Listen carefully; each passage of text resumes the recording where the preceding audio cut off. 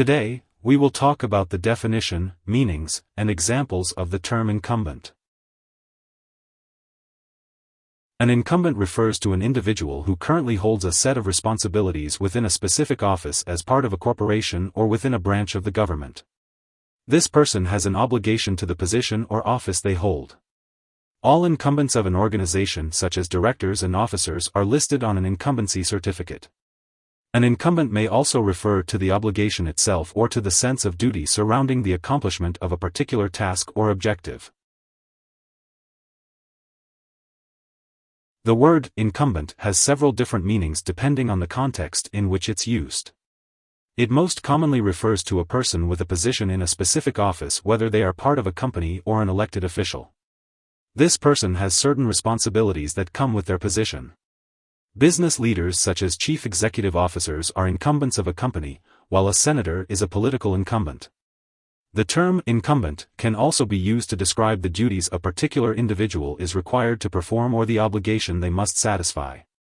It can also refer to a company that is powerful with a large portion of its industry's market share. Further, the term incumbent can be related to various business standings and relationships. Companies list their leaders on an incumbency certificate, including current directors, officers, and main shareholders. An incumbent in business most commonly refers to a leader in the industry. It can also be used to describe a company or a product as well.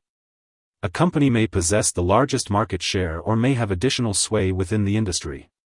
Incumbents in an industry may change in response to market changes. For example, Research in Motion was once considered an incumbent of the smartphone market up until Apple's iPhone replaced it as the incumbent based on worldwide sales.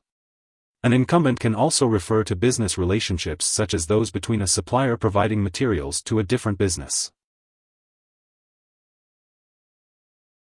When referring to a position in politics, the incumbent is the individual who currently holds the office or position. The term applies to the person holding the position at all times, and it is commonly used during elections to differentiate two candidates.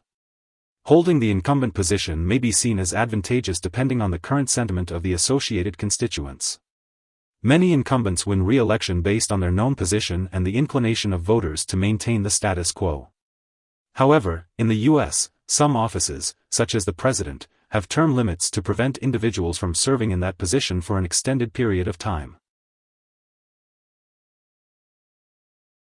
Certain offices in the U.S. government have term limits when an incumbent must be up for re-election. For example, the president has a term limit of 4 years where they can be re-elected to serve another 4 years, with a maximum of 8 years in their lifetime. Members of Congress have term limits, with senators serving 6-year terms and members of the House serving 2-year terms. The purpose of term limits is to prevent individuals from exerting too much control over a nation for an extended period and to give citizens the right to change leadership if needed. Here are 5 key takeaways. 1. The term incumbent refers to an individual who currently holds responsibilities within a corporation or a branch of the government. 2. In business, an incumbent may also refer to a leader, specifically the leader of a company or a company that holds a large portion of the industry's market share. 3. Incumbents also refer to business relationships, and in politics, the incumbent is an individual who currently holds office.